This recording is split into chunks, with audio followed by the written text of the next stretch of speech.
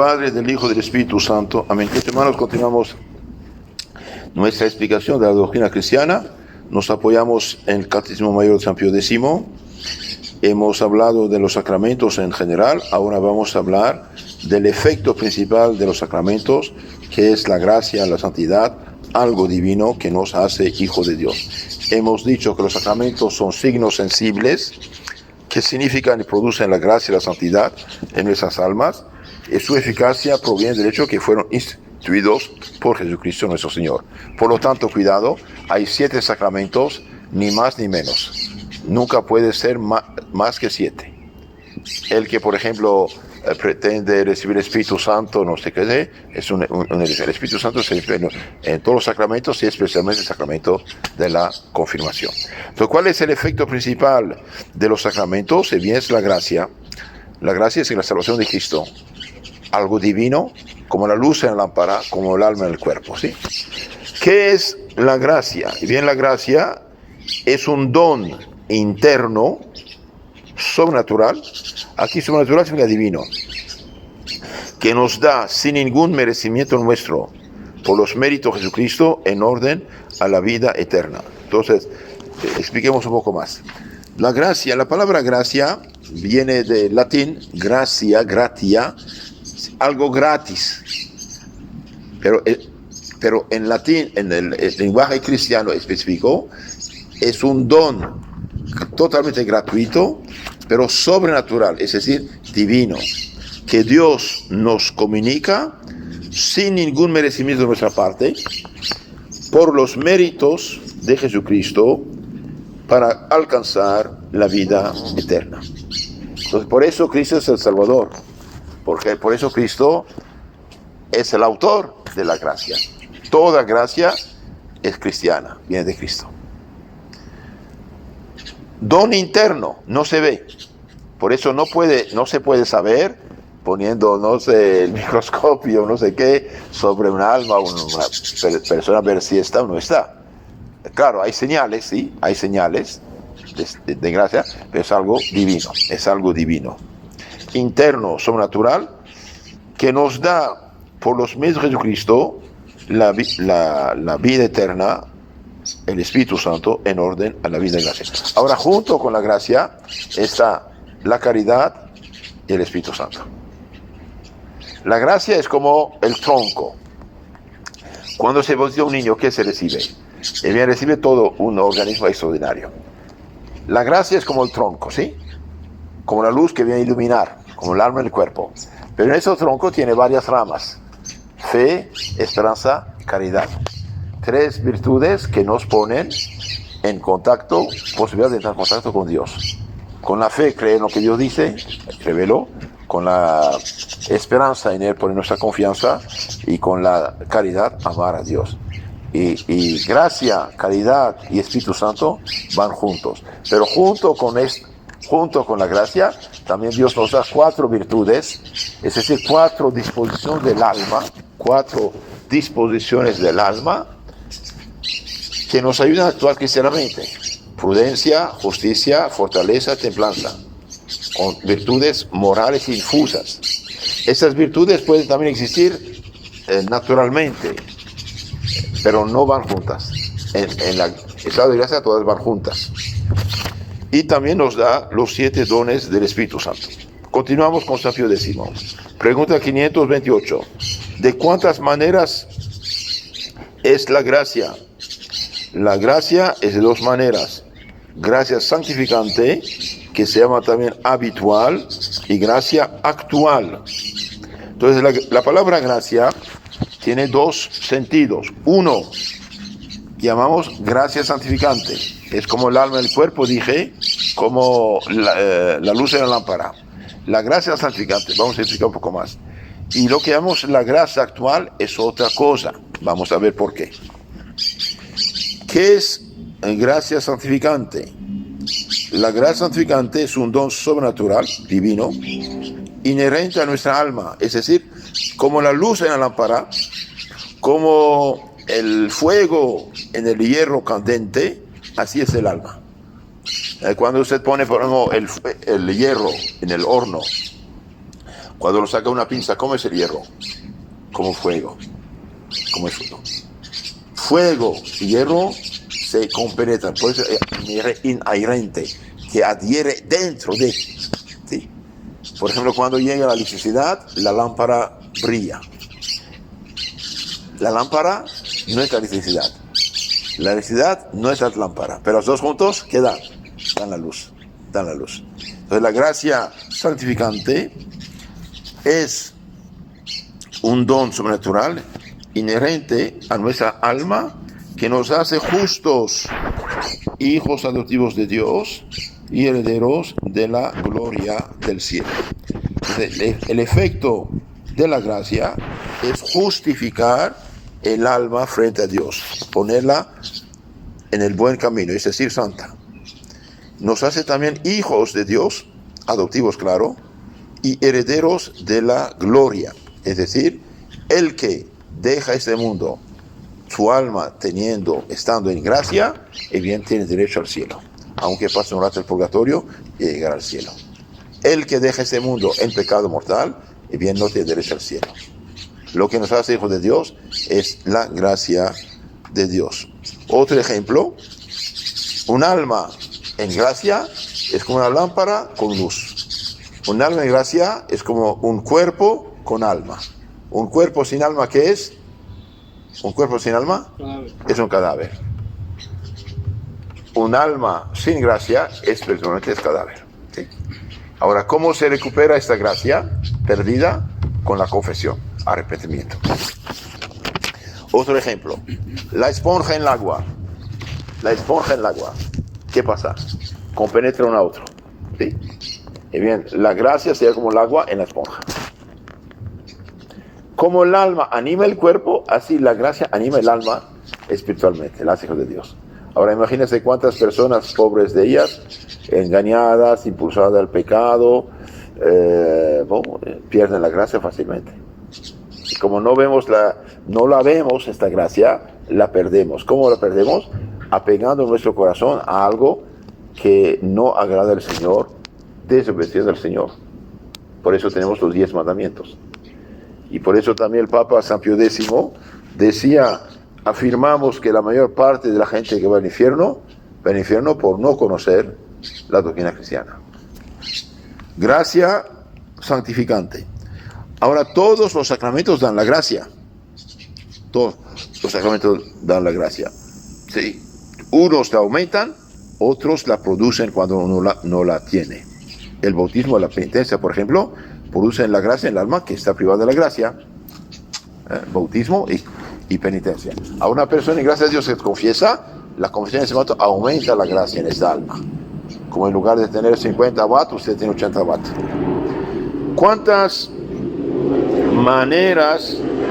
¿De cuántas maneras es la gracia santificante? La gracia santificante es de 2 maneras. Gracia primera y gracia segunda. ¿Cuál es la gracia primera? Gracia primera es aquella por la que el hombre pasa del estado de pecado mortal al estado de justicia. Por ejemplo, al bautizar recibe la gracia primera vez, ¿sí? Una persona que en pecado mortal se confiesa, bien recibe por la absolución la gracia primera, es decir, resurrección espiritual. Entonces la gracia primera es aquella por la que el hombre pasa del estado de pecado mortal al estado de gracia. ¿Y cuál es la gracia segunda? Es un aumento de la primera gracia.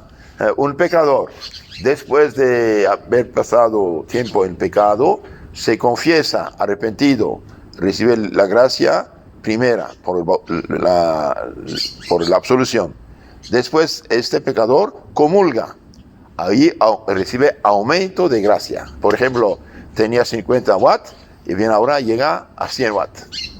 Entonces, junto con la gracia, crece la fe, esperanza, caridad, virtudes, dones del Espíritu Santo. Bien. Esto es gracia segunda. Ahora hablemos un poco de lo que llamamos gracia actual. Es muy interesante esto. Por ejemplo, pedimos la gracia de la perseverancia final. ¿Qué significa esto? Pedimos a Dios la gracia, una ayuda constante para no perder la gracia santificante y continuar el camino de la salvación. La gracia actual es un don sobrenatural que ilumina nuestro entendimiento y mueve y conforta en nuestra voluntad para que obremos el bien y abstengamos del mal.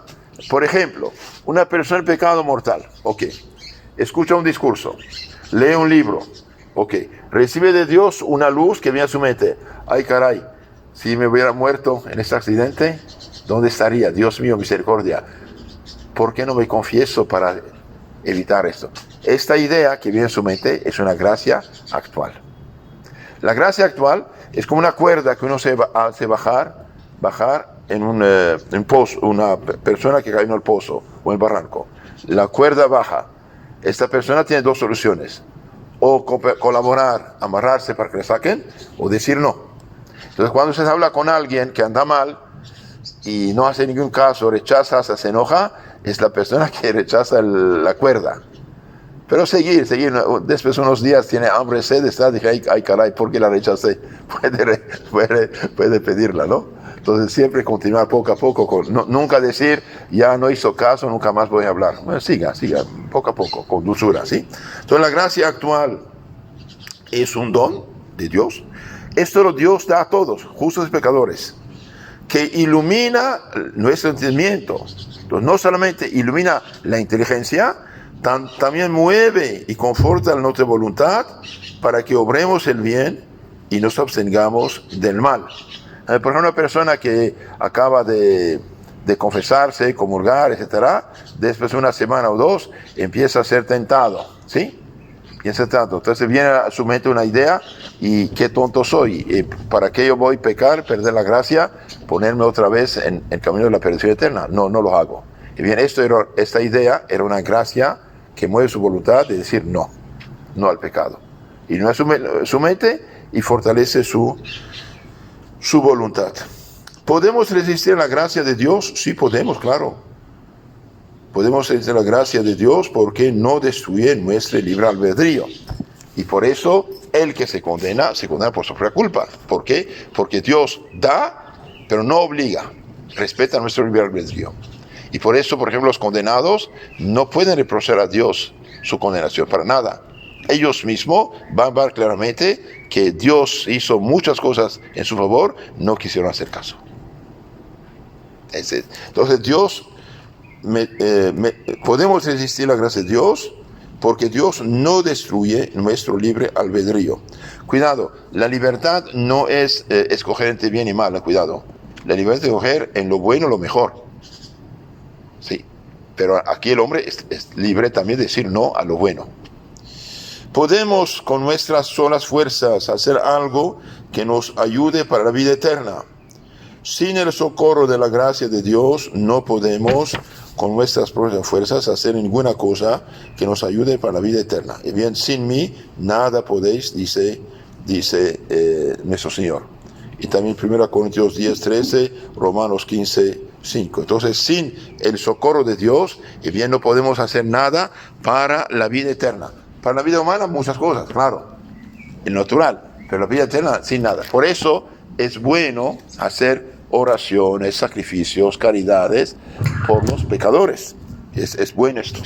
Si hacemos esta obra de caridad, bien, vamos a ayudar al prójimo a salvarse. Entonces, sin mí nada podéis, dice el Señor, y es verdad.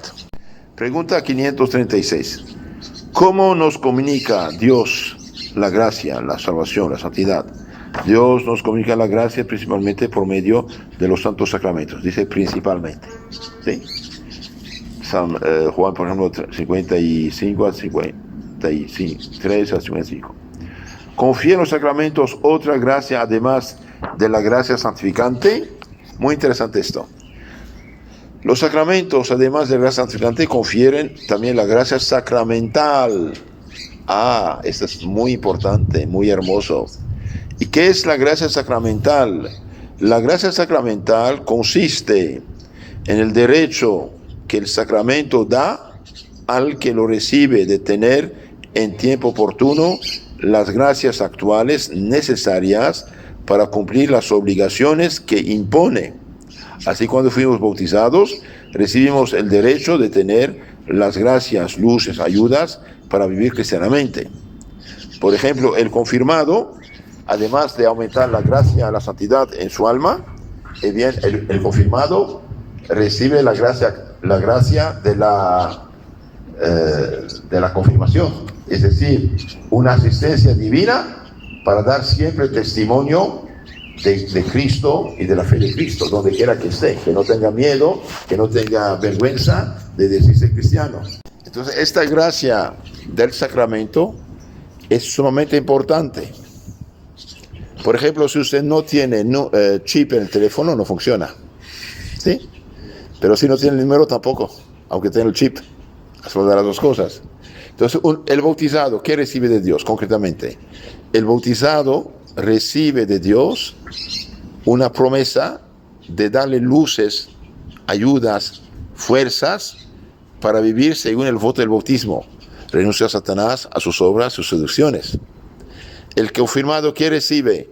Recibe de Dios la garantía y la promesa de darle ayuda, luz, fortaleza para dar testimonio de ser cristiano y no tener vergüenza de ser cristiano. ¿Qué reciben los esposos? Los esposos reciben una gracia especial todos los días de su vida, como luz, ayuda, protección, paciencia, fortaleza, ganas de cumplir con sus obligaciones y deberes, con tal que no corten el cable con Dios. Los esposos que viven pecado mortal no reciben esa protección, porque usted corta el cable, no funciona, ya no llega la luz. Entonces, además de la gracia santificante en sí, recibes gracias actuales, es decir, luces, fuerzas, energías que te ayuden a ver claramente las cosas, a hacer lo bueno, evitar el malo y actuar según tu sacramento. El sacerdote también tiene su gracia del sacerdocio, cumplir con sus deberes según las necesidades de cada momento. Entonces, es muy importante pedir esta gracia del sacramento. Repito, la gracia sacramental consiste en el derecho que el sacramento da al que lo recibe de tener en tiempo oportuno gracias actuales, ideas, luces, fuerzas necesarias para cumplir las obligaciones que impone ese sacramento. ¿Los sacramentos dan siempre la gracia a quien los recibe? Depende. Los sacramentos dan siempre la gracia con tal que se reciban con las disposiciones necesarias. ¿Y cuáles son esas disposiciones? Por ejemplo, una persona en pecado mortal va a confesarse, pero no dice todos sus pecados, o no se arrepiente, o no quiere cortar con el pecado, bien, no vale. Ese sacramento no vale, no da. Continuamos. ¿Quién ha dado a los sacramentos la virtud, fuerza, poder de conferir, de producir la gracia? La virtud que tiene los sacramentos de conferir la gracia se las ha dado Jesucristo con su pasión y muerte. Por eso Jesucristo es nuestro Salvador, autor de toda gracia. ¿Cuáles son los sacramentos que confieren la gracia por la primera vez? Y bien, hay dos sacramentos que confieren la primera gracia santificante, que nos hace amigos de Dios e hijos suyos: el bautismo y la penitencia. El bautismo da la gracia y la santidad al que no la tenía, ¿sí? Y si el bautizado pecó mortalmente, la penitencia, el perdón de los pecados. ¿Cómo se llaman por esta razón estos dos sacramentos? Bien, estos dos sacramentos, bautismo y penitencia, se llaman por esta razón sacramentos de muertos, porque están instituidos principalmente para devolver la vida de la gracia a las almas muertas por el pecado. Reciben el Espíritu Santo a quienes tienen los pecados que son perdonados, que tienen que ser detenidos. San Juan capítulo 20, 21, 23. Entonces hay dos sacramentos que producen la primera gracia: bautismo y penitencia. Ahora, el que está en gracia de Dios se confiesa de pecados veniales, y bien, esto aumenta la gracia en él, porque ya la tenía. Pero la penitencia, su primer fin es devolver la gracia al alma muerta espiritualmente por el pecado mortal. Y los demás sacramentos. ¿Cuáles son los sacramentos que aumentan la gracia en quien la posee? Y bien, los sacramentos que aumentan la gracia son confirmación, matrimonio, Eucaristía, comunión, extremaunción, santos óleos, orden sagrado, los cuales confieren la gracia segunda. Entonces hay 5 sacramentos que se reciben en gracia de Dios, si no sería sacrilegio, aumentan la gracia. ¿Cuáles son? Eucaristía, extremaunción, santos óleos, orden sacerdotal, matrimonio y confirmación. ¿Cómo se llaman por esta razón esos 5 sacramentos?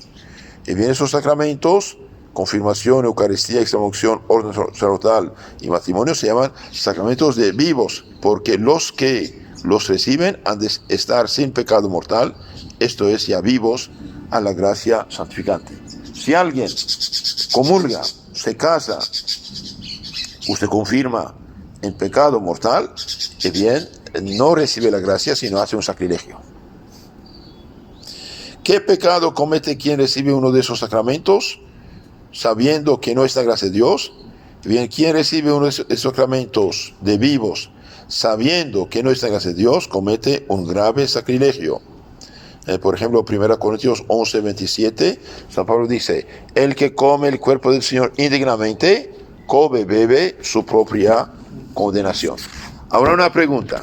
Supongamos una persona no sabe que está en pecado mortal. No sabe. ¿Sí?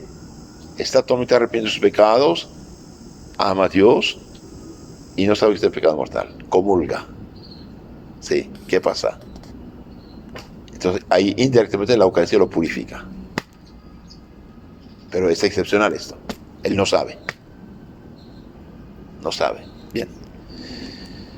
Pero el que sabe que está en pecado mortal y se acerca, come, bebe su propia condenación. ¿Cuáles son los sacramentos más necesarios para la salvación? Y bien, son 2, el bautismo y la penitencia. El bautismo es necesario a todos y la penitencia es necesaria a todos los que han pecado mortalmente después del bautismo. ¿Cuál es el más excelente de todos los sacramentos? Es la Eucaristía. ¿Por qué? Porque encierra no solo la gracia, sino a Jesucristo, autor de la gracia y de los sacramentos. Terminamos con esto. Hay 3 sacramentos que imprimen un sello espiritual que nunca se borra. Lo llamamos carácter. ¿Cuáles son? Bautismo, confirmación, orden sacerdotal. ¿Por qué estos sacramentos, bautismo, confirmación, orden sacerdotal, pueden recibirse una sola vez en la vida? Bien, porque solo pueden recibir una sola en la vida, porque imprimen un sello espiritual que nunca se borra. Esto se llama carácter en griego, carácter sacramental. Los ángeles, los santos y los demonios ven quién está confirmado, quién está bautizado, quién es sacerdote, quién no lo es. Por eso, volver a bautizar gente ya bautizada es sacrilegio, es pecado mortal. Y para el católico bautizado que se hace bautizar, peca mortalmente. Es acto de apostasía, de renuncia a la fe. El bautismo, nacemos una sola vez, no puede nacer 2 veces. La confirmación, uno crece una sola vez, no puede 2 veces. El orden sacerdotal está marcado. De hecho, por eso el sacerdote es mayor que el profeta. El profeta recibe una luz en la mente, profetiza y se acaba. El sacerdote tiene en su mente este carácter, por eso donde quiera que esté, bien, es apto de dar los sacramentos e instrumentos de Cristo. Donde quiera. Carácter. Terminamos. ¿Qué es el carácter? Lo dijimos ya. Es un sello, una señal espiritual que no se borra nunca, jamás. Un día se cuenta en los padres de la iglesia del desierto, un día un santo quedó en la montaña, no pudo avanzar en la noche, con su asno se puso en una gruta para pasar la noche ahí en esta gruta. Y al lado había otra gruta, los demonios se juntaron y cada uno contaba a su jefe lo que había hecho para hacer pecar a la gente. Y de repente hubo un ruido del asno del santo que estaba al lado. Hizo ruido, dijo, vaya a ver quién es ahí. Que bien fue a ver, el otro dijo, sí es enemigo nuestro. Vio el carácter del cristiano, en el alma del cristiano. ¿Sí? Entonces, los santos, los ángeles, los demonios también ven quién es sacerdote, quién es confirmado, quién es bautizado. Al contrario, otro caso, no, este vacío no hay nada. ¿De qué sirve ese carácter que imprime el alma esos sacramentos? El carácter que imprime en el alma esos sacramentos sirve de señal o contraseña para marcarnos en el bautismo como miembros de Jesucristo, en la confirmación como soldados de Jesucristo, en el orden sacerdotal como ministros de Jesucristo. Entonces, estos caracteres sirven para marcarnos como miembros del rebaño de Cristo, soldados testigos de Cristo o ministros de Cristo. Estos son los sacramentos. Hemos dicho, en resumen, que Cristo murió en la cruz para salvarnos. La salvación la comunica la Iglesia. La Iglesia tiene que comunicarla mediante 7 sacramentos. El efecto principal del sacramento es borrar el pecado, bautismo y penitencia, y dar la gracia. La gracia es algo divino que nos hace hijos herederos de Dios con derecho al cielo. ¿Cómo se pierde la gracia? Por el pecado mortal. ¿Cómo se recupera la gracia? Por la penitencia y la confesión. Y acto perfecto de arrepentimiento. Sí. Hay 3 sacramentos que nunca pueden repetirse. ¿Cuáles son? Bautismo, confirmación, orden sacerdotal. ¿Por qué? Porque marcan un sello espiritual en el alma que nunca se borra. Y todos los sacramentos dan derecho a la gracia del sacramento. Es decir, los casados para vivir cristianamente su matrimonio, los bautizados para vivir como cristianos y los confirmados para dar testimonio de fe, no avergonzarse de Cristo, y el sacerdote para cumplir con sus deberes y obligaciones de ministro de Dios. Ahora, los protestantes, dije, solamente tienen un sacramento cuando todavía vale el bautismo, eliminando todos los demás. El pastor, por no ser sacerdote, no celebra misa, no tiene poder de dar el Espíritu Santo, ni perdón de pecados, ni ofrecer el sacrificio. Lo que hace, por gracia, no agrada al Señor. Amén.